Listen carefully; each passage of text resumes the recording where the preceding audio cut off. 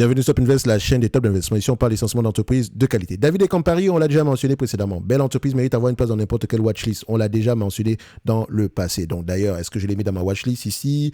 David et Campari, on met ça ici et on enregistre dans la watchlist. D'accord? Il me semble que quand j'ai regardé les chiffres de cette compagnie, ça m'a plutôt plu. C'est plutôt intéressant, d'accord? Ça reste une entreprise ici assez correcte, assez bien gérée.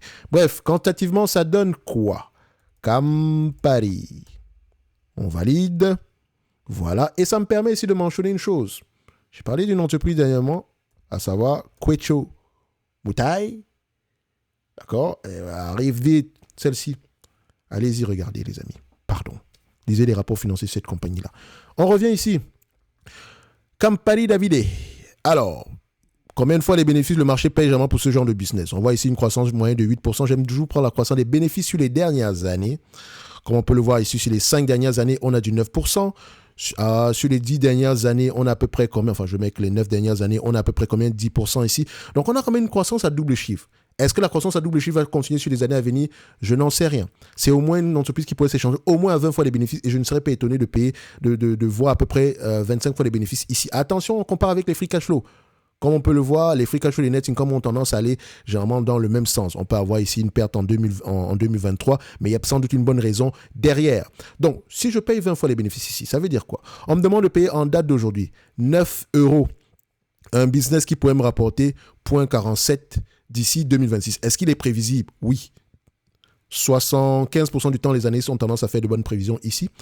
9 euros, ça donne à peu près un rendement sur coût de 5%. Donc, quand on compare à peu près à 20 fois les bénéfices ici par rapport à 2026, on a à peu près 9,36, dont l'entreprise serait correctement évaluée sans prendre en considération la dette. Et si je prends en considération la dette, OK, on a une dette ici aux alentours de 1,42. Bon, voilà, je vais dire, quand bien on va enlever la dette, on va se retrouver à peu près aux alentours de 8 euros et poussière. Disons 8 euros par là, par rapport au prix actuel, voilà, c'est juste correctement évalué. Mais maintenant, si le marché continue à payer des multiples au-delà de 20 fois les bénéfices, tant mieux. Et ne me demandez pas, est-ce que ça va arriver? Ça va dépendre de la croissance à venir. Parce que ce qui influence généralement ici le multiple de valorisation, c'est généralement la croissance et l'augmentation des marges. OK? David et Campari méritent déjà 20 fois les bénéfices. En tout cas, quantitativement. Maintenant, du point de vue dividende, il est safe, il y a de grandes chances qu'il continue à croître. Est-ce que c'est une entreprise qui rachète ses actions, comme on peut le voir ici? Est-ce qu'on a un rachat d'actions? Non, plutôt stable. OK? Donc, il me semble qu'en date d'aujourd'hui, c'est correctement évalué. Maintenant, si la croissance va au-delà de 2026, parce que là, on a une accélération sur les années à venir, pourquoi? Pourquoi est-ce que le marché, les analystes pensent qu'on aurait une accélération sur ce business-ci? Surtout que ce n'est pas une entreprise qui est suivie par 2 personnes. On a quand même une vingtaine d'analystes sur le dossier, donc c'est quand même une entité très suivie. D'accord? Donc plus c'est suivi, mieux c'est. On s'attend à une croissance moyenne à double chiffre. Pourquoi? Est-ce qu'on a fait une acquisition? Est-ce qu'on a également une stratégie de premiumisation, etc.